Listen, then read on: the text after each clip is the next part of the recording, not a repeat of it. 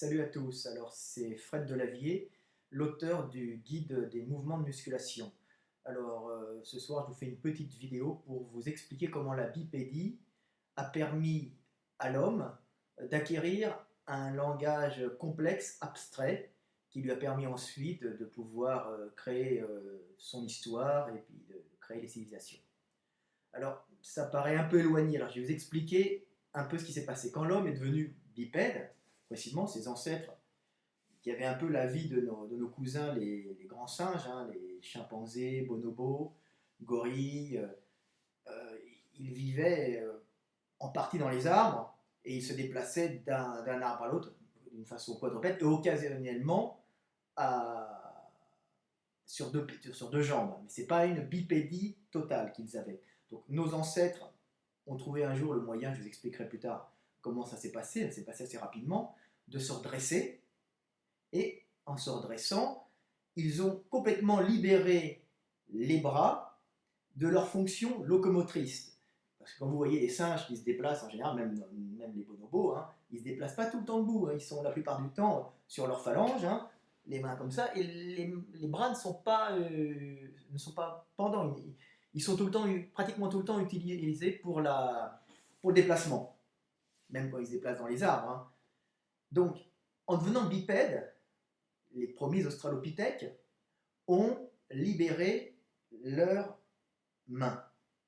Ça a été fabuleux. Alors, comme je vous l'ai dit dans une vidéo précédente, ça leur a permis de pouvoir utiliser leurs mains comme des armes de jet, mais ça a une autre fonction fabuleuse que peu de gens ont vue, hein. Même c'est une théorie que je vous dis qui est à mon avis 100% la réalité. Ça a permis de libérer les mains pour la communication.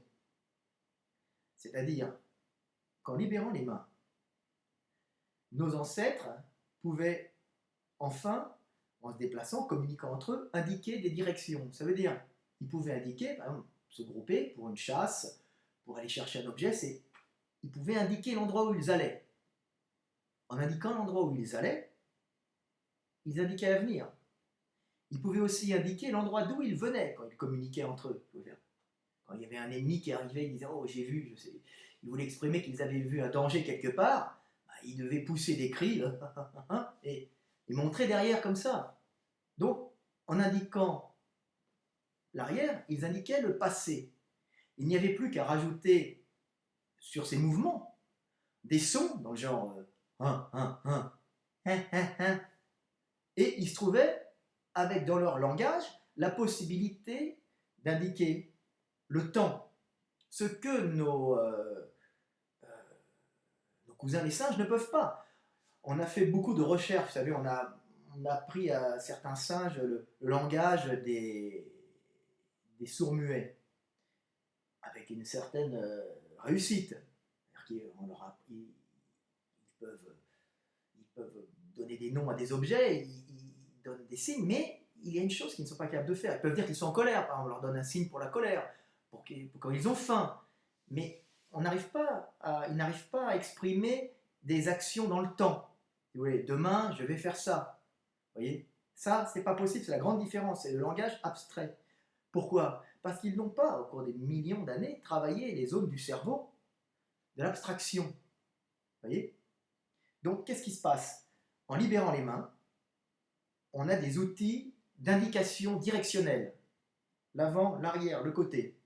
On peut organiser des chasses, organiser des actions. Qui plus est, on peut indiquer, en mettant des noms dessus, je vais, je viens. On peut indiquer le passé. Donc, il pouvait dire en colère. C'est-à-dire qu'il pouvait dire j'étais en colère hier. Donc, c'est comme ça qu'est né le langage complexe, abstrait, humain. La possibilité d'exprimer des actions dans l'espace et dans le temps. Ce que les singes ne peuvent pas faire, car ils n'ont pas totalement libéré les bras. Vous voyez? Et c'est quelque chose qui est fabuleux. À partir de ce moment-là, l'homme a pu raconter des histoires, même si elles étaient très sommaires au départ, il a pu exprimer des actions passées. Il pouvait aussi exprimer des actions futures, d'où des naissances de culture et de civilisation. C'est fabuleux. Ça va encore plus loin. Quand l'homme commence à mettre des mots sur ses actes, ça veut dire qu'il s'est mis à parler après. Il ne faisait pas qu'indiquer. Il pouvait mettre l'avant, comme ça, un son, et l'arrière, un autre son. Il pouvait enfin parler, élaborer un langage complexe. Vous comprenez? Un langage où on parle du passé, où on parle de l'avenir. Et en élaborant ce langage, il a pu prendre un recul sur lui-même et penser dans sa tête avec des mots. Les animaux ne peuvent pas penser avec des mots. Ils ont les mêmes sentiments que nous. Ils ont la colère, la haine, ils ont l'envie, ils ont la peur, ils ont l'amour. Ils ont tout ça. Ils comprennent le monde dans lequel ils sont. Mais ils ne peuvent pas l'exprimer. Ils n'ont pas encore la parole. Ils ont des chants d'amour ou des façons de dire qu'ils aiment, qu'ils ont envie de quelqu'un, qu'ils ne sont pas contents, qu'ils ont peur, mais ils ne peuvent pas exprimer des actions qu'ils vont faire ou des actions qu'ils ont faites. C'est ça la grande différence avec l'homme. À partir de ce moment où l'homme peut prendre du recul sur lui-même avec un langage complexe et abstrait, il peut s'extérioriser de lui-même et se parler à lui-même. C'est-à-dire que quand vous parlez vous-même, quand vous pensez, vous vous dites demain je vais faire ça dans votre tête. C'est un son. Vous écoutez votre propre voix. Si vous n'avez pas pu élaborer un langage complexe qui maîtrise l'espace et le temps, vous ne pourrez jamais vous parler à vous-même. En vous parlant à vous-même, vous arrivez sur un domaine encore plus grandiose. C'est que vous pouvez parler à Dieu. Alors ça paraît qu'on parlait à Dieu, c'est peut-être se parler à soi-même aussi. Vous voyez, ça ne veut pas dire que je ne crois pas en Dieu. Ça veut dire que vous pouvez avoir une vision, parler avec quelqu'un qui est extérieur, vous voyez, dans votre tête. Donc, comme c'est dit dans les textes religieux, c'est au commencement était le Verbe. Pour appréhender Dieu, il faut avoir d'abord un langage abstrait. C'est un des secrets, c'est dans les livres, c'est dans la Bible, ça doit être ailleurs aussi. Donc, c'est quand même quelque chose qui est fabuleux, qui est propre à l'homme. Donc, la libération des bras, ça permet de faire du curl, mais ça permet aussi d'élaborer un langage complexe, abstrait, et de pouvoir parler du présent et parler du futur. Je vais, je viens. L'avenir, le passé.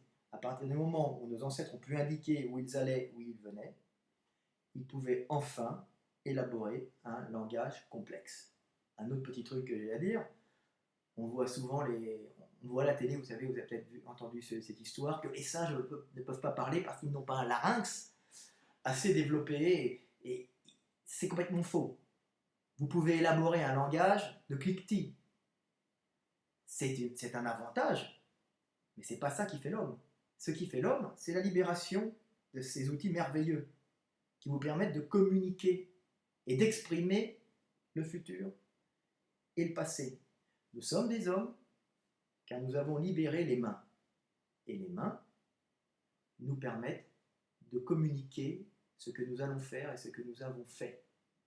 Il n'y a plus qu'à mettre des mots sur les mouvements des mains et notre cerveau commence à assimiler ça. Vous voyez? Et nous développons progressivement les lobes du cerveau, de l'abstraction du langage, qui ne sont pas assez développés chez le singe, parce qu'il ne les a pas stimulés. Ça se stimule. Vous voyez? Alors évidemment, c'est la sélection naturelle qui fait que certains ont des parties du cerveau qui sont liées à l'abstraction, certaines notions plus développées. Et encore, là, c'est des notions qui me dépassent. Bon, salut tout le monde, c'était Fred Delavier, l'auteur du guide des mouvements de musculation. Excusez-moi pour toutes les redites, mais j'essaie d'exprimer ça le plus clairement possible, et des fois je suis obligé de vous redire les choses, parce que c'est quand même des notions que personne n'a abordées jusqu'à présent. La naissance du langage complexe, personne ne vous l'a expliqué, et je suis le premier. Salut!